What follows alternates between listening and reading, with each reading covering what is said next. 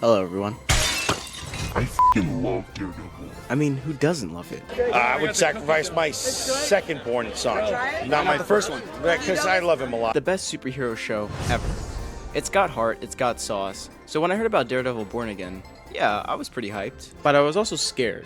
I was fearing for the worst, that they would MCUify my favorite hero. And after the news of the creative rehaul of the entire show, I was definitely starting to worry. But it's out now. I watched every episode as soon as they came out, the whole first season of this new era of Daredevil. So how is it? How did Disney handle trying to fill in the big shoes? Honestly,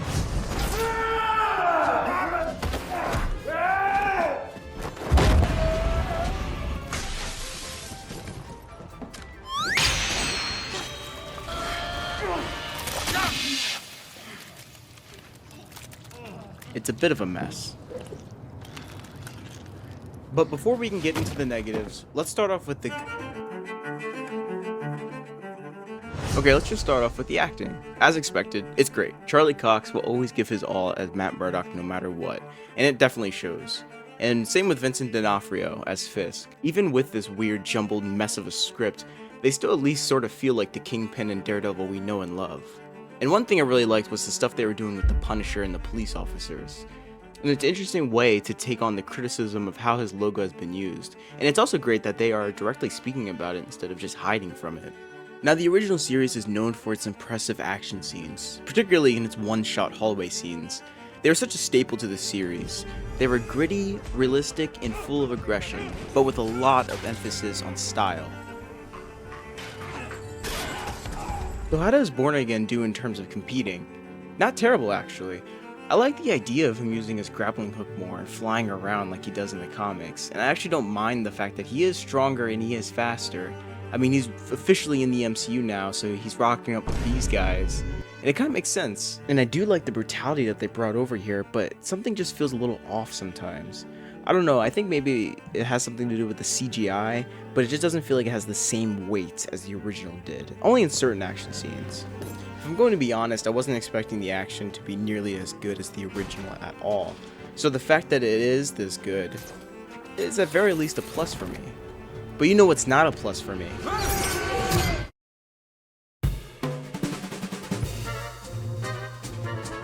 Yeah, so midway through filming, they had a creative overhaul of the entire show. Apparently the original cut was so awful and full of bad ideas to the point where Kevin had to pull the plug.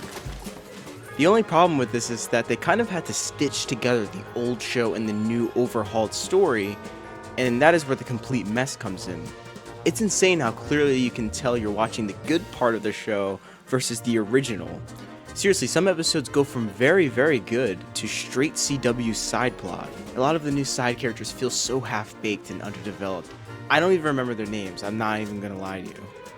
And as you watch the season and as it pushes on, you can just see the old writing being thrown out.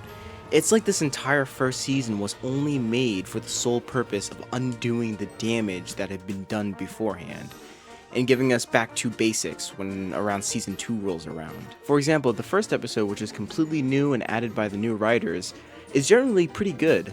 It's got a visual style that is interesting to look at, and a really creative editing technique where it changes in aspect ratios whenever Matt uses his senses, and a pretty good one-shot fight scene, at least to me. You would think this show is getting ready to strap you in for a ride, an emotional roller coaster of Matt trying to learn how to carry on with his newfound anger and depression inside him. But that doesn't really happen.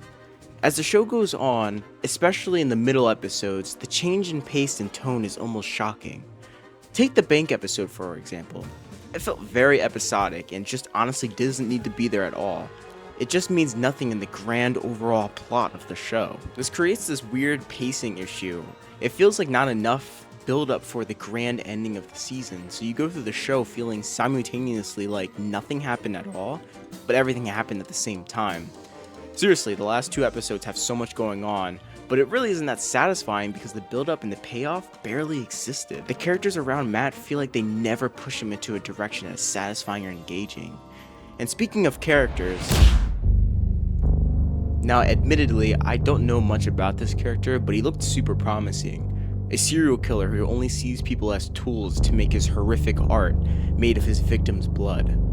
This villain had the potential to honestly carry at least the whole season. We could have Fisk act as more of a background threat that looms over.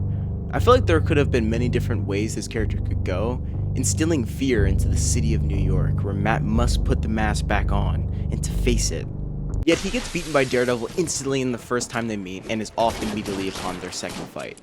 Truly, it just feels like a waste of a character. It just feels like a waste of a character because Muse is the reason Matt gets back into the Daredevil world, and it just doesn't feel earned at all. For 4 episodes, we see him trying to push that anger he feels so deeply down. He tries so hard to keep Daredevil away because that's what Foggy would have wanted most for him.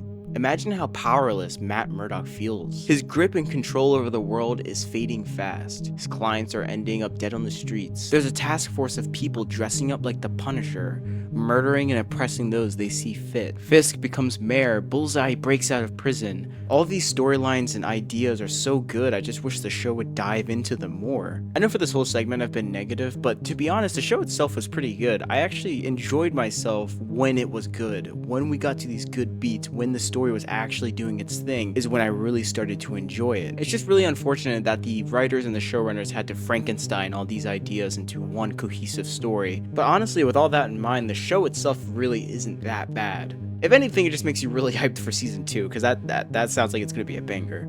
Another semi-problem but also good thing I liked about the show was Fisk. Now, I love Fisk. Fisk is awesome. I love seeing him on screen, and it's great. In the show, he's great. Him and Vanessa have such an interesting storyline in here that the only problem with that is that it was almost more interesting than Daredevil's story.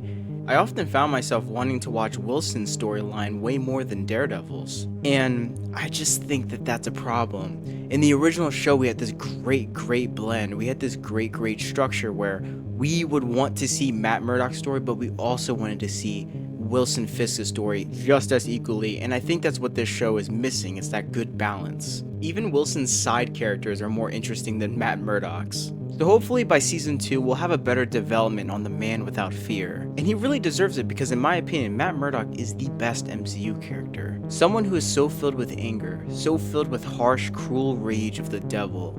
A build-up from the tragic past where few gave him any guidance or love. We dive deep into his perspective. His world on fire. We see the very flawed system that Matt has to work with every day. We hear the screams of pain that keep him up at night.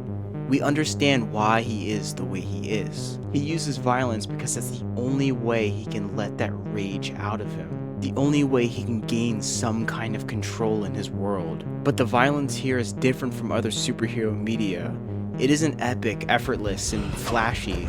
It's slow, grueling, painful, bloody process that leaves consequences. We are constantly seeing Matt beaten down to a bloody pulp, stitched back together and barely breathing. We see the brutal side of the Daredevil as he inflicts violence onto others. We see the awfulness of it all. We see the toll it takes, not only on Matt, but everyone else who cares about him. Daredevil should be a character with flaws. It should be a story that is not afraid to compare him to Fisk or the Punisher.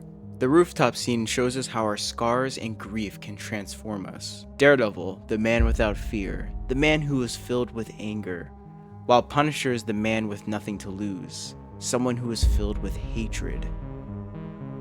Both Fisk and Matt's origins are similar in a way. Fisk learns that the only way to make the suffering stop is to take control. Hurt those before they get a chance to hurt you back. Matt learns the opposite.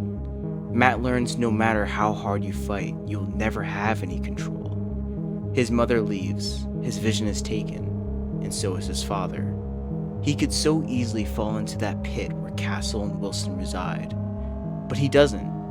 Here he has every right to kill Fisk, to end it once and for all. Come on! Kill me now! God knows I want you, but you don't get to destroy who I am! His temptation to break that faith he holds so deeply, his guilt that causes him to hurt everyone else around him.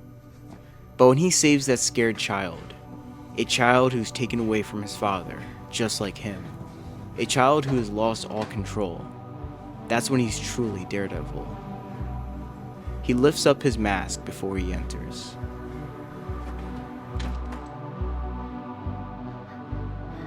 I know you're scared, but I'm here to help you. let's get you home to your dad.